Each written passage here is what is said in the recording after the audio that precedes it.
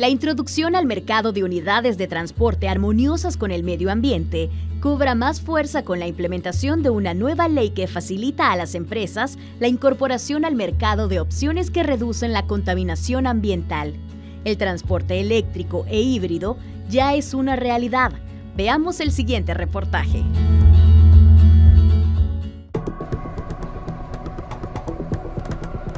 La movilidad o el trasladarse en las distintas ciudades del mundo nació basado en el uso de vehículos con motores de combustión interna, los cuales funcionan con combustibles fósiles como la gasolina o el diésel.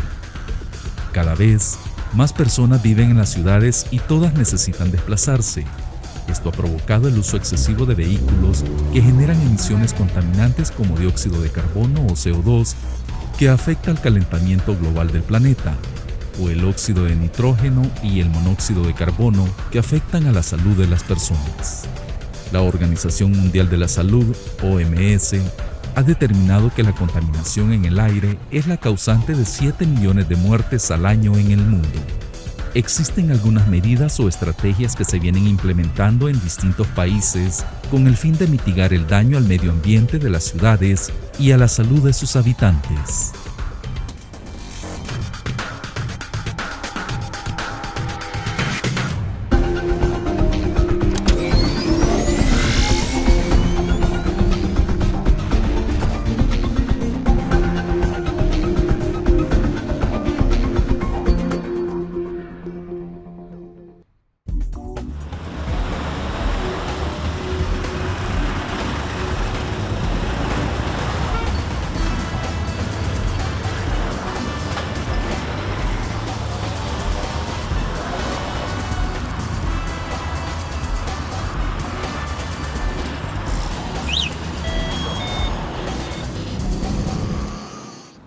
Bueno, yo tengo esta moto desde hace un año ya, más o menos a mediados del año pasado. La compré inicialmente porque me pareció interesante la propuesta de una moto que no utilizara gasolina, que no tuviera que pensar en cambios de aceite, que no tuviera que estar pensando en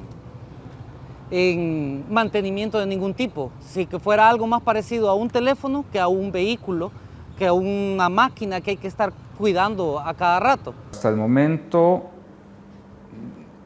las distribuidoras son las que están empujando fuerte con los vehículos eléctricos. El distribuidor del sur pues cuenta con un vehículo eléctrico, digamos dentro de ese gremio, ellos fueron los primeros. Ahorita tenemos la distribuidora Grupo AES, que también va a adquirir un lote de vehículos para su flota.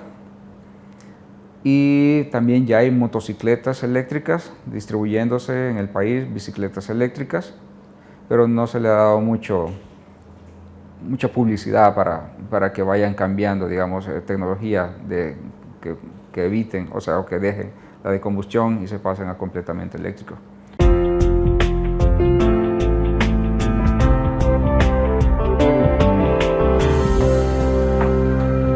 Apostamos por un mejor mundo, un mundo en que todas las civilizaciones que vengan después, o sea, nuestros hijos, nuestros nietos, o sea, que tengan un mejor mundo en el cual vivir. Y con esto estamos apostando a la mejora, al cambio climático, ¿verdad? A estar quitando pues las toneladas de CO2. Cada vehículo pues puede estar retirando cerca de 1.5 toneladas de CO2, ¿verdad? Al año. Entonces eso es muy bueno, y con esto al final también hay menos ruido, ¿verdad? No hacen ruido estos vehículos.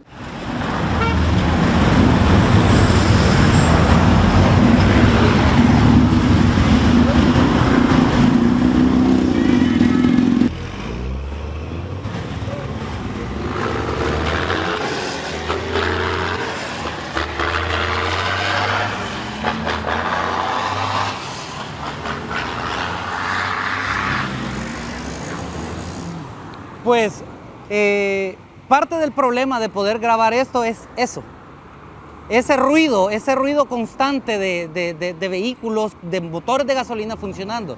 Aquí no hay problema. La moto, el vehículo eléctrico en general es completamente silencioso.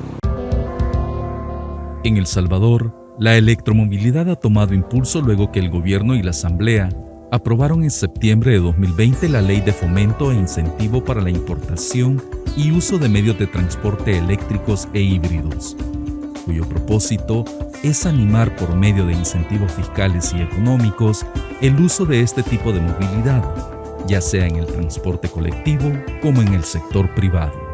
Hay países que sí ya van a la vanguardia. El caso de El Salvador creo que tendría que ser primero un proyecto de nación, ¿verdad? Y luego la empresa privada, que es el empuje económico que tiene que ejecutar las nuevas tecnologías. Y mucho se tiende a decir que es electromovilidad, es el traslado en el futuro. Realmente ya está funcionando.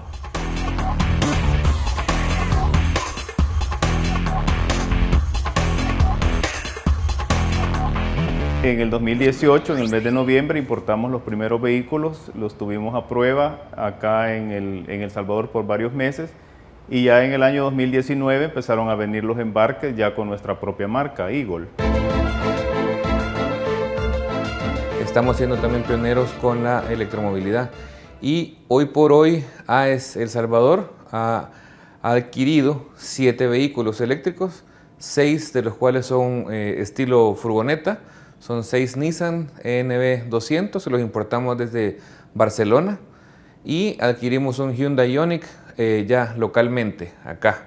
Para que estos vehículos funcionen también adquirimos 11 cargadores eléctricos, son holandeses, marca EVBox, y estos están unos instalados en nuestros planteles operativos y tenemos otros en ubicaciones estratégicas, ¿verdad? AES El Salvador proyecta renovar toda su flota de vehículos de combustión por vehículos eléctricos.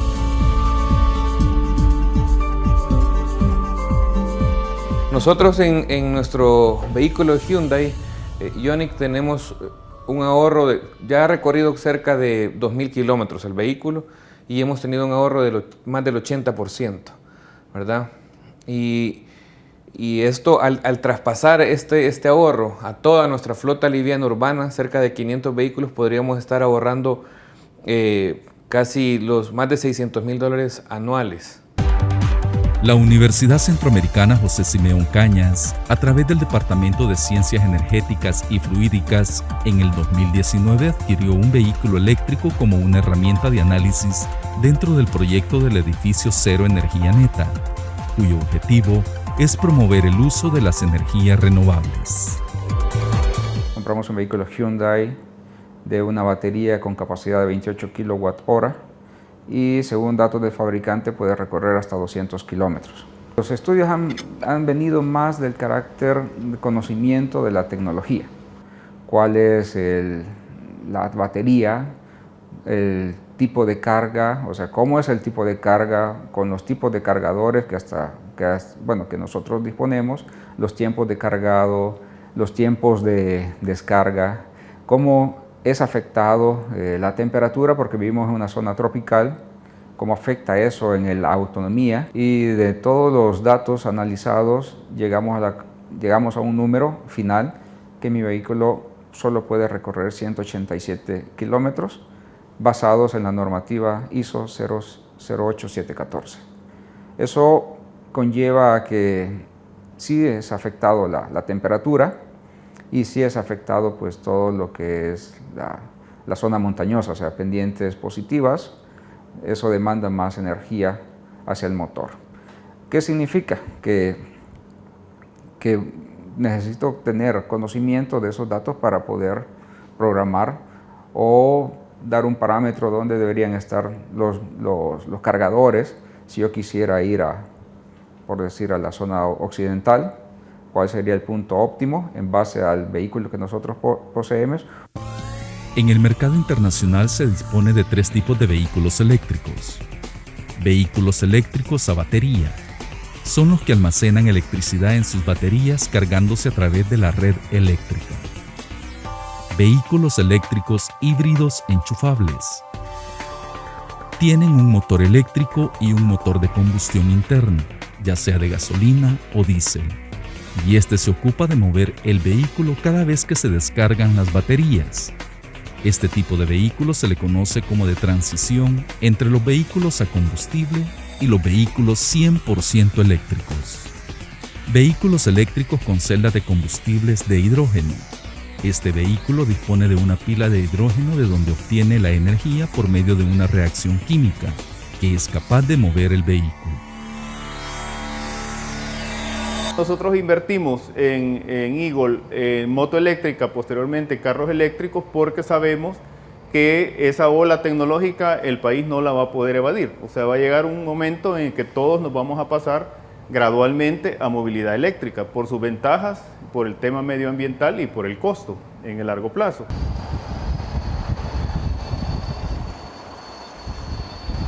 A mí esta motocicleta me costó $2,700 al cash. En mi trabajo como repartidor yo ando haciendo más o menos unos 100 kilómetros diarios y yo trabajo los 7 días de la semana. Si uno hace cuentas en una moto de gasolina, el costo de gasolina, de mantenimiento, porque también hay que gastar cambios de aceite, filtros, bujías, mensualmente más o menos anda por ahí por los $110, $120 mensuales, solo en mantenimiento y costo de gasolina. En esta moto el único gasto que hago es un incremento que he sentido en la factura de la electricidad en mi casa de más o menos unos $10 a $15. Esa es la diferencia entre el gasto de gasolina al gasto eléctrico.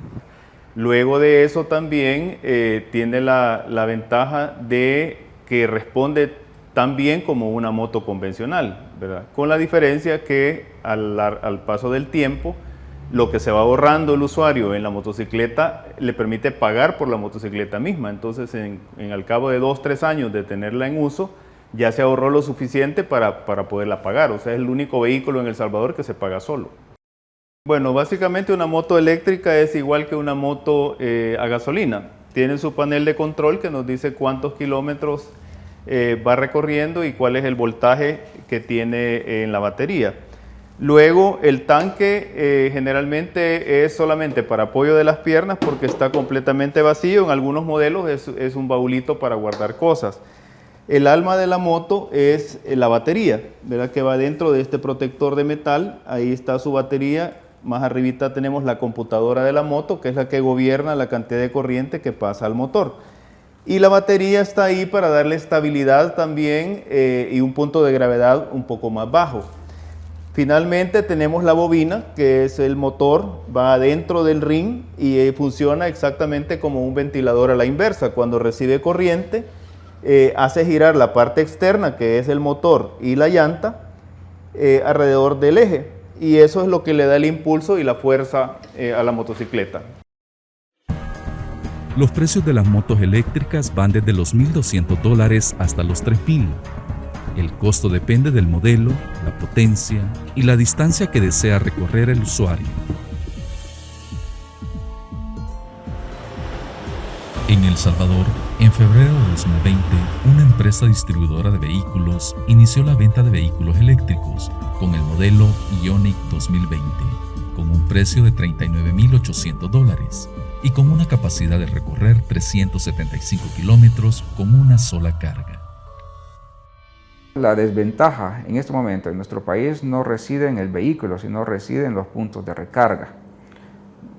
Y eso, al no tener esa estructura de recarga, me comienza lo que en las bibliografías científicas le llaman ansiedad. Entonces, ansiedad de quedarme sin batería, ansiedad de que debo llamar a la grúa, entonces ansiedad de que no puedo salir más de lo que mi autonomía dice, pero no es los 187, sino que sería la máxima autonomía partida entre 2. Entonces hasta ahí puedo llegar para poder tener la garantía de regresar a mi punto de partida. Aquí viene la pregunta, que es primero el huevo o la gallina en estos temas, pero aquí lo primero es tener una red de cargadores en el país para que se le quite a la gente la ansiedad del rango. Eso dice, bueno, se me acaba la carga, ¿dónde voy a cargar? Entonces tienen que haber, el país tiene que estar tapizado, como decimos en buen salvadoreño, con todos estos cargadores para que uno pueda, a través de una aplicación, saber dónde están ubicados e ir tranquilamente a cargar.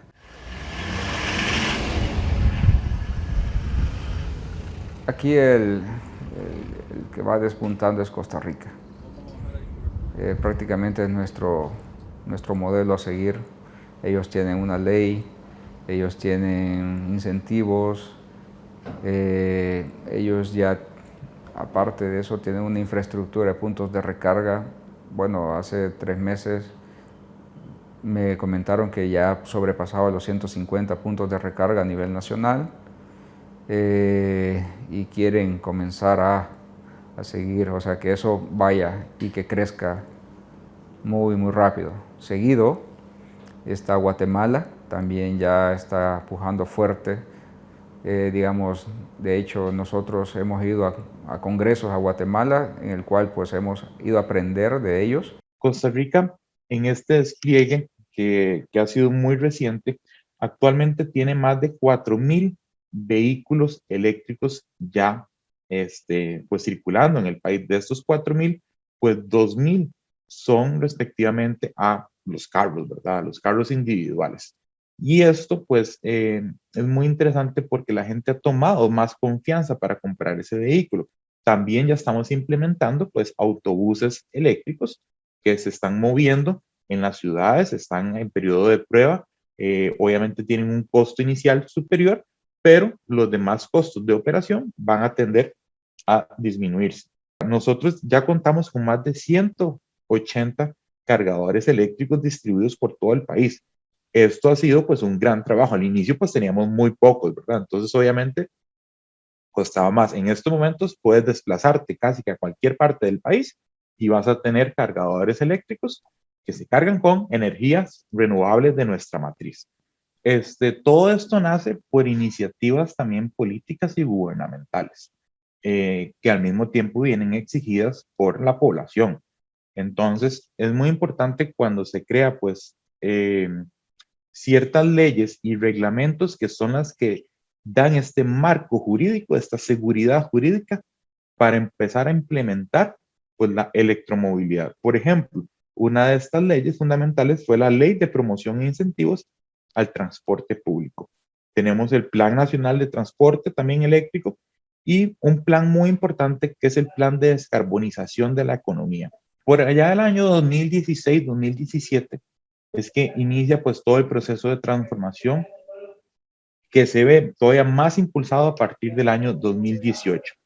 Entonces, como ven, es muy reciente lo que tenemos y sin embargo, en estos momentos somos el país que por densidad de población tiene mayor cantidad de vehículos eléctricos.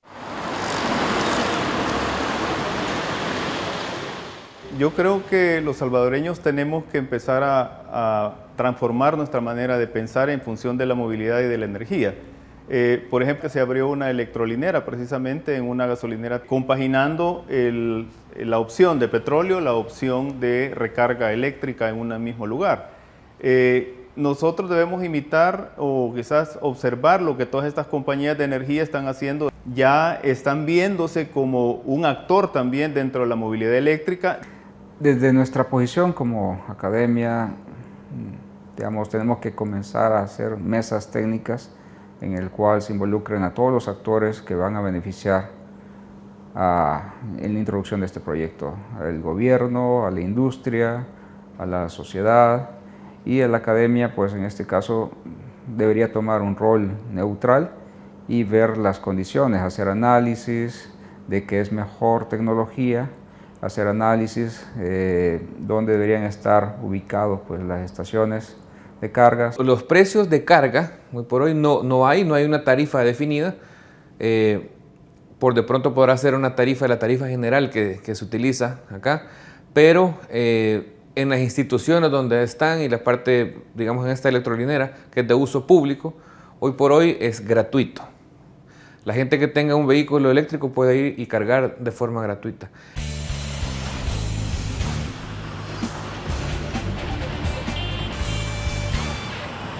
Con respecto a la movilidad eléctrica, en nuestro país y nuestra sociedad lo que más puede influir en hacer el paso, la transición a la movilidad eléctrica, es la economía a largo plazo. El hecho de que un vehículo sí sea tal vez más caro comprarlo de entrada, pero que con 1 o 2 años de uso ya se ha amortizado el precio y después de eso simplemente sea redituable. pero dejamos de lado algo bastante importante, que es el hecho de la contaminación. Pues de las motocicletas tienen su propio mercado, ellos deberían de crecer también rápidamente. El parque vehicular pues es más de 1 millón de vehículos transitando, vehículos incluyendo motos, ¿verdad? Transitando en nuestro país.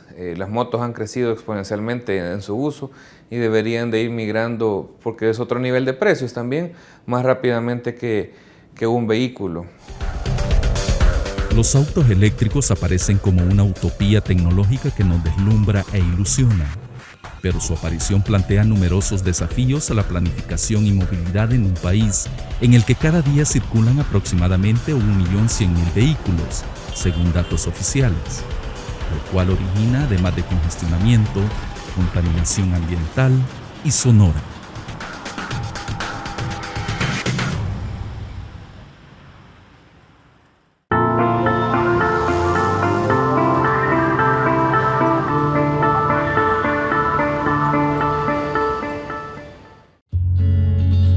A continuación, el editorial.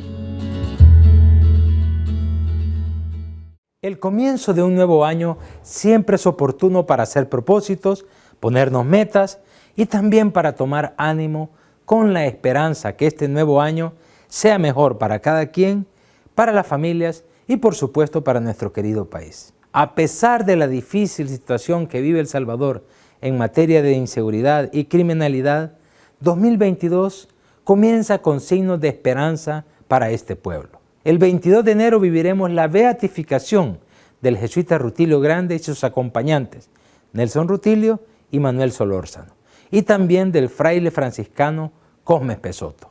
La beatificación es como un rito de la Iglesia que en el fondo es el reconocimiento a personas que son ejemplo, que son modelos de cristianos, que vivieron el Evangelio integralmente hasta dar su vida por defender la vida de otros hermanos y hermanas. Así es que tendremos oficialmente reconocidos a más cristianos cuya vida y enseñanza nos pueden iluminar en estos tiempos tan difíciles que vive el país. También este 16 de enero se cumplen 30 años de la firma de los acuerdos de paz, que para muchos entendidos son el único acuerdo de país que El Salvador ha tenido en toda su historia como república. Los acuerdos fueron queridos por todos y todas, celebrados por todos y todas. Pusieron fin a un derramamiento de sangre y sentaron las bases para transformar el país. Ciertamente los gobiernos que hemos tenido después de la guerra no cumplieron con la transformación que posibilitaban, pero hay avances que no se pueden negar. Por ejemplo, en materia de libertades políticas y democráticas, la creación de la Policía Nacional Civil y la Procuraduría para la Defensa de los Derechos Humanos, por ejemplo, que nacieron de esos acuerdos. Solo quien no vivió la guerra puede decir simplonamente que los acuerdos no sirvieron. Solo quien no se pone en el lugar de las víctimas puede ningunear los acuerdos de paz. De ambos sucesos, de la beatificación de estos modelos de cristianos y de la conmemoración de los acuerdos de paz, podemos sacar grandes lecciones para la situación actual, para la de cada uno y para la del país. El Salvador quiere vivir en paz. Este pueblo merece vivir en paz, pero no habrá paz sin democracia, no habrá paz con corrupción, no habrá paz sin participación ciudadana, no habrá paz cuando lo que se privilegia son las armas y no la educación. Enero nos puede dejar muchas lecciones para comenzar bien el año 2022.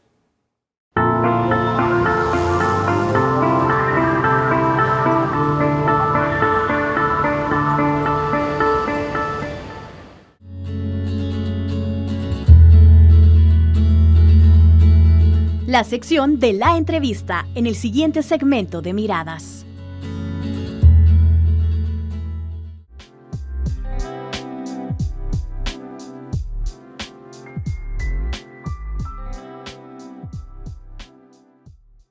Bienvenidos al espacio de la entrevista. En El Salvador, este 16 de enero se conmemoran 30 años de la firma de los acuerdos de paz. Esto permitió acabar con una guerra civil que dejó más de 75.000 personas fallecidas y 15.000 desaparecidos. Para hablar sobre este tema, hoy hemos invitado al doctor en Ciencias Políticas. Además, él es docente e investigador de la UCA. Bienvenido a la entrevista, doctor Álvaro Artiga. Muchas gracias por la invitación a compartir algunas reflexiones a eso de los 30 años ya, ¿verdad? De la firma de los acuerdos de paz que terminaron con aquel conflicto prolongado, quizás el mayor que hemos tenido en el país, en la historia de nuestro país. Un gusto estar con ustedes. Doctor, a 30 años de la firma de los acuerdos de paz, ¿cuál es su valoración sobre que este evento, pues, entre el pacto, gobierno y guerrilla? Son la expresión de una reforma política que transformó el país en el ámbito político y que, pues, a 30 años en realidad dieron lo que tenían posibilidad de dar: finalización del conflicto y superación del régimen autoritario de corte militar.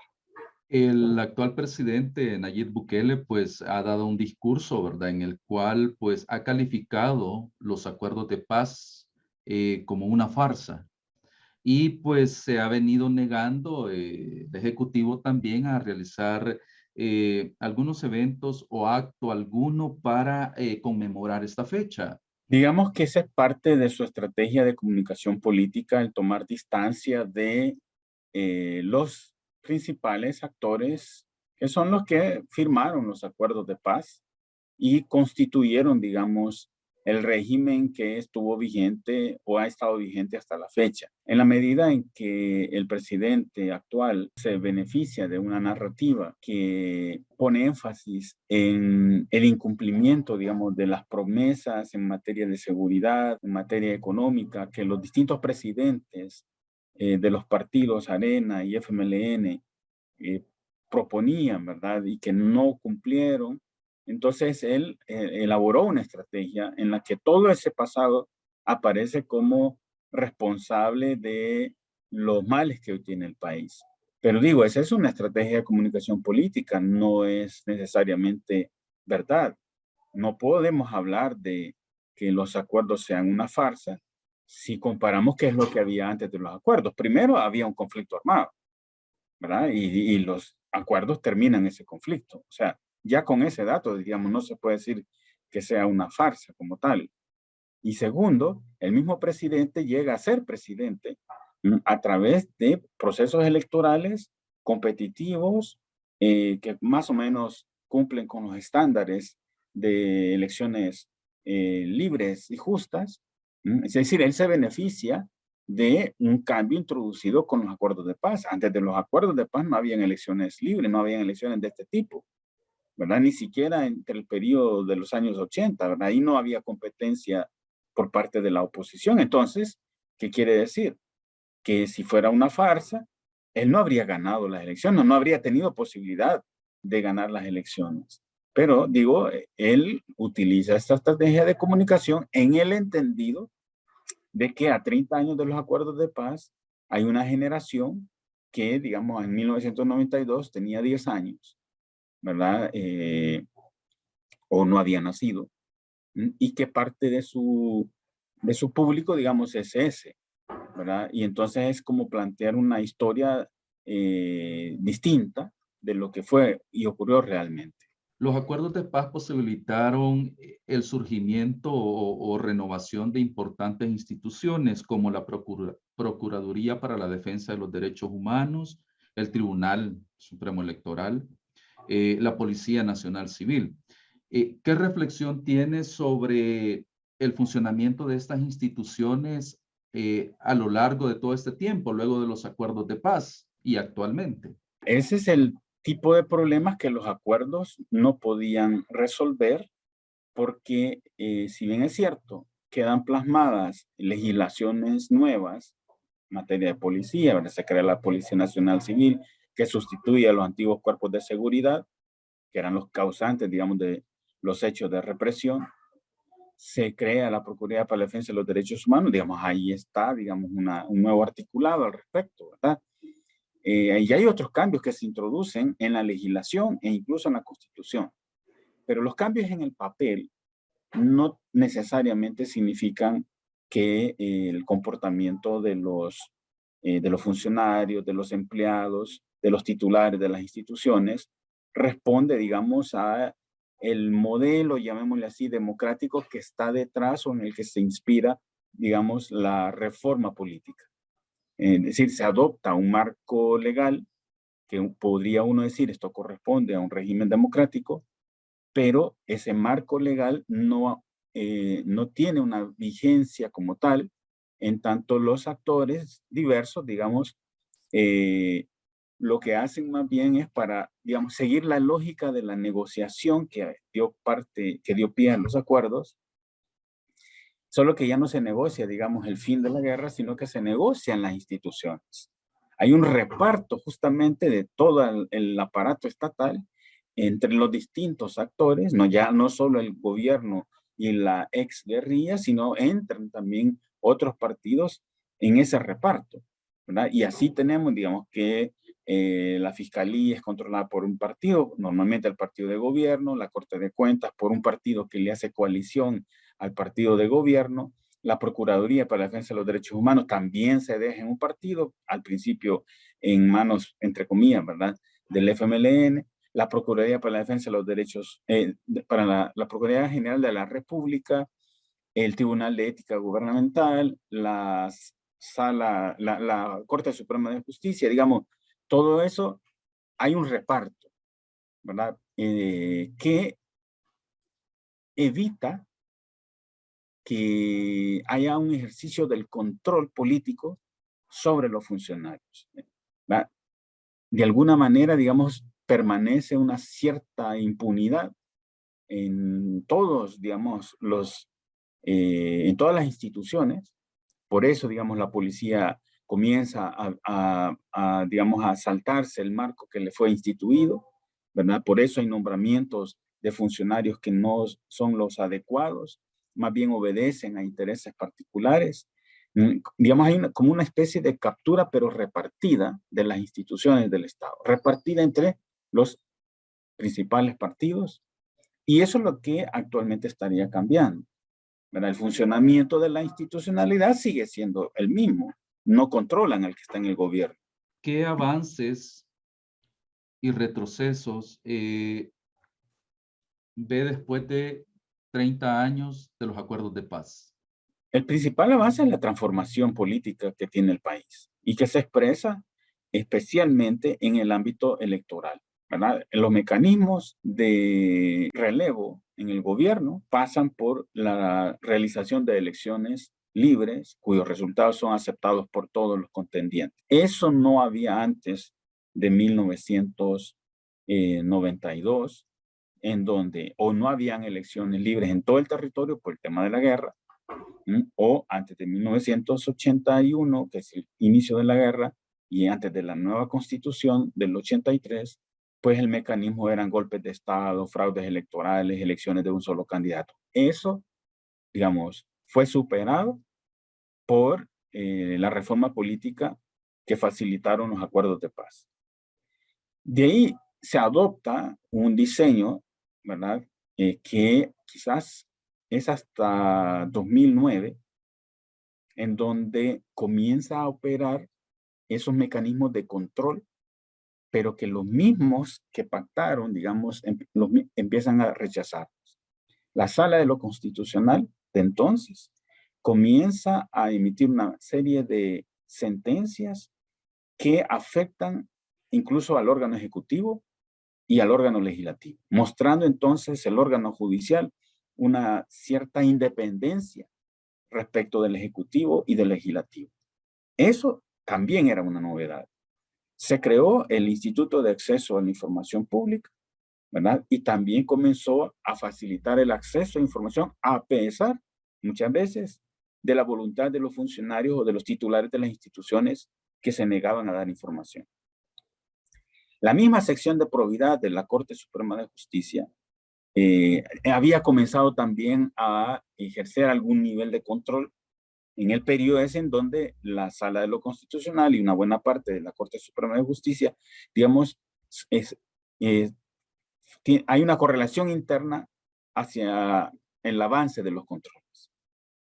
Pero eso, desde 2019, con el cambio en la elección, presidencial y ya claramente a partir de 2021, con el control de la Asamblea Legislativa que le permite al presidente controlar a la Sala de lo Constitucional y la Fiscalía General de la República, digamos, nos retorna a lo que había pues antes de los acuerdos de paz, en donde pues el Ejecutivo era antes, ¿verdad? En la guerra eran los militares los que tenían el control de todo, ¿verdad?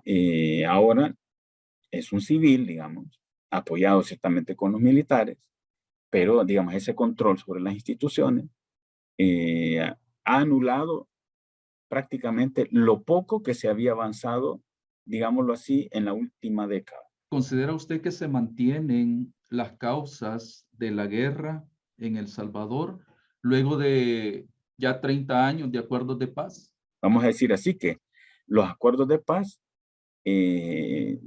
aunque no fue su intención declarada, facilitar una reforma neoliberal, sí que lo hicieron. Permitieron que la finalización del conflicto fuera un escenario favorable para empezar con las reformas neoliberales, comenzando por las privatizaciones de los bancos. Entonces, los acuerdos no acaban con la exclusión económica, pero sí con la exclusión política.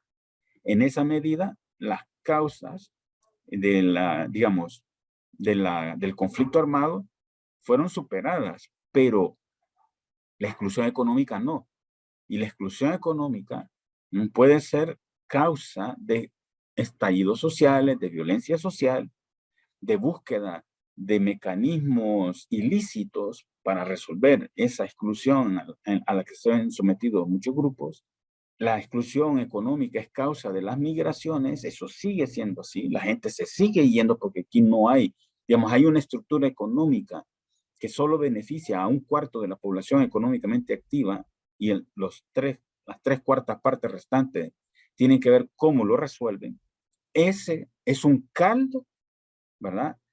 Para conflictividad social, no necesariamente para una guerra como la que tuvimos en los años 80. Me gustaría que hiciera una valoración sobre la democracia en El Salvador. Yo creo que la democracia sigue siendo la aspiración para determinados sectores en la sociedad. No es una aspiración mayoritaria, porque la mayoría de la población en realidad se preocupa más por el problema económico, de tener un ingreso que le permita, primero, vivir, reproducirse, tener educación y tener salud, ¿verdad? Como eso no lo resuelve, no lo han resuelto los gobiernos, entonces la gente aquí es capaz, y lo muestra en sus manifestaciones, de aceptar gobiernos autoritarios con tal de que le resuelvan esos problemas económicos. De ahí que a la gente, a la mayoría de la gente, digamos, si un gobernante se salta el marco legal, pero le asiste, le da beneficios, le da alimentos, le da vacunas, ¿verdad? Entre comillas, le regala computadoras, no importa, no importa, porque son cosas que de otra manera no tendría acceso. Entonces no importa si se salta el marco legal. Entonces, la aspiración democrática está realmente más bien en sectores, yo diría, que corresponden a capas medias que tienen resueltos sus problemas económicos. Estos sectores son más urbanos, más estudiados, son los académicos, ciertamente, los que, pues sí, teniendo resuelto el día a día, tienen, digamos, esa posibilidad de aspirar a otro tipo de metas, digamos, de objetivos, que tienen que ver ciertamente con poderse expresar libremente, poderse organizar, poder participar en política, digamos. Y ahí, en términos reales, pues, como decía antes, no hemos avanzado mucho. A pesar de 30 años de los acuerdos de paz, más bien, lo poco que se había logrado en términos de control sobre los funcionarios se ha echado al traste en los últimos meses y más bien nos está devolviendo a escenarios casi de la década de 1970, cuando gobernaban los militares. Bueno, por cuestión de tiempo, doctor, terminamos la entrevista y agradecemos su participación y su tiempo también, ¿verdad? Bueno, pues con la esperanza de que estas ideas nos ayuden a pensar, ha sido un gusto. Bueno, muchas gracias. Y amigos televidentes, los invitamos a que sigan con más del programa Miradas.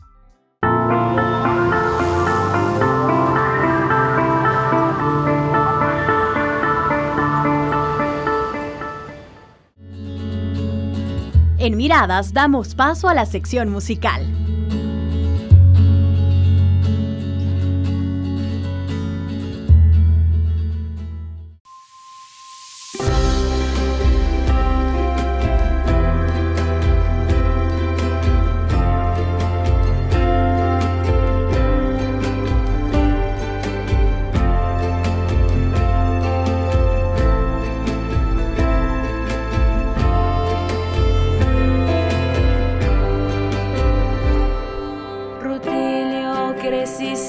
Paisnal,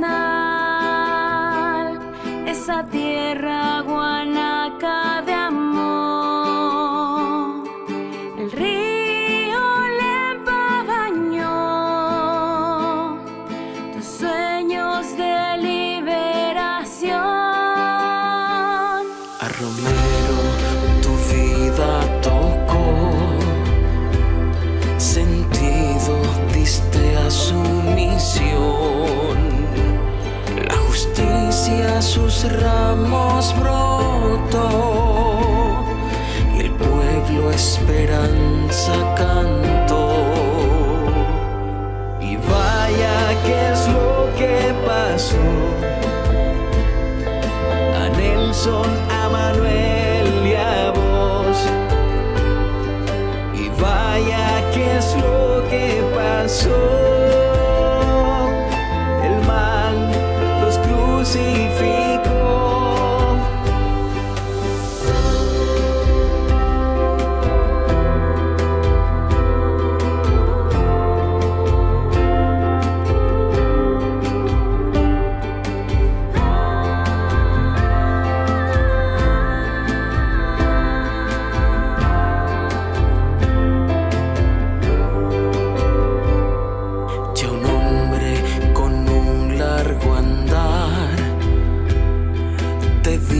A tu pueblo en clamor, te fuiste del cerro al cantón, la paz reclamó tu sermón. Pastores de ovejas lo son, proclaman los pobres con fe. Sombrero azul Dios les dio, que hoy ambos posen con honor. Y vaya que es lo que pasó a Nelson, a Manuel y a vos. Y vaya que es lo que pasó. El mal los crucificó.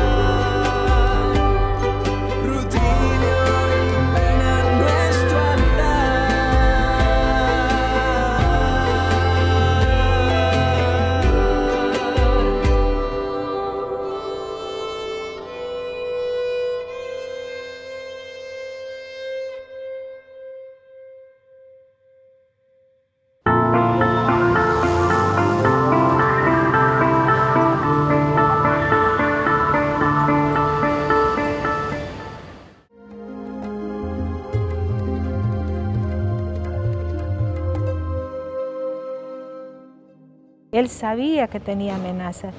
El último viaje que él hizo en su país, a Italia, ya El Salvador, ya estábamos en aquellos años ya de que comenzaban a perseguir la iglesia, le dijeron en una cena familiar, comenzaron sus hermanos a decirle, mira, no te vayas, aquí quédate, mira si aquí hay iglesias, aquí hay gente.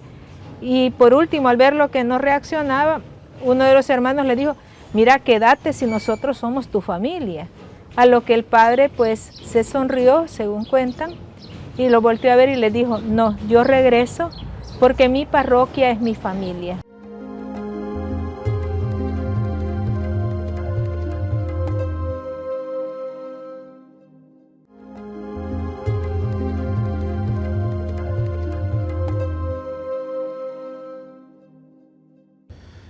Era el hombre sencillo, era el hombre humilde, el hombre sonriente, tenía una sonrisa especial, ¿verdad? Era un hombre que nos hizo comprender a nosotros que la santidad tiene que tener alas, pero con los pies en la tierra. El padre Cosme era un santo en vida, hombre muy humilde, sencillo, trabajador, encargado de llevar las almas a Dios. Yo siento que ese fue su principal ideal. Padre Cosme Espesoto, un hombre de Dios, un franciscano de los auténticos, que recibió pues ese llamado del Señor a misionar en estos pueblos de San Juan del Nonualco, decimos, ¿no? San Juan Nonualco, San Pedro Nonualco.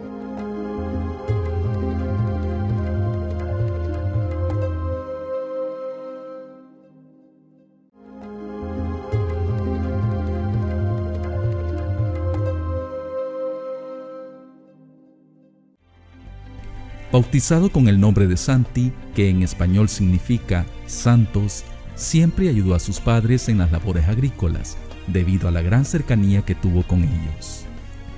Recibió el sacramento de la comunión a los 6 años y el de la confirmación a los 9. A los 10, expresaba a su padre el deseo de inscribirse en el seminario, pero por condiciones económicas no tenían los medios para poder sufragar los gastos que esto implicaba.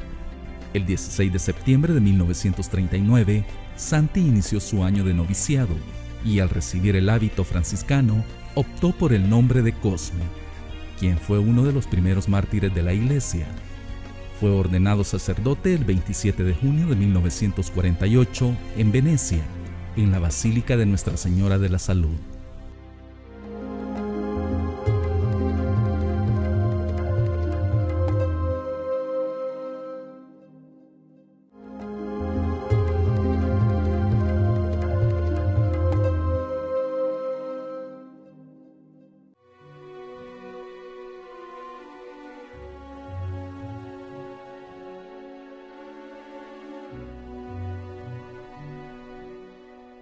Presiento que, de un momento a otro, personas fanáticas me pueden quitar la vida. Pido al Señor que a momento oportuno me dé fortaleza para defender los derechos de Cristo y de la Iglesia. Morir mártir sería una gracia que no merezco. Lavar con la sangre vertida por Cristo todos mis pecados, defectos y debilidades de la vida pasada sería un don gratuito del Señor. De antemano perdono y pido al Señor la conversión de los autores de mi muerte. Agradezco a todos mis feligreses que con sus oraciones y con sus manifestaciones de aprecio me han animado a darles el último testimonio de mi vida para que ellos también sean buenos soldados de Cristo. Espero seguir ayudándoles desde el cielo. Firma Cosme Espesoto.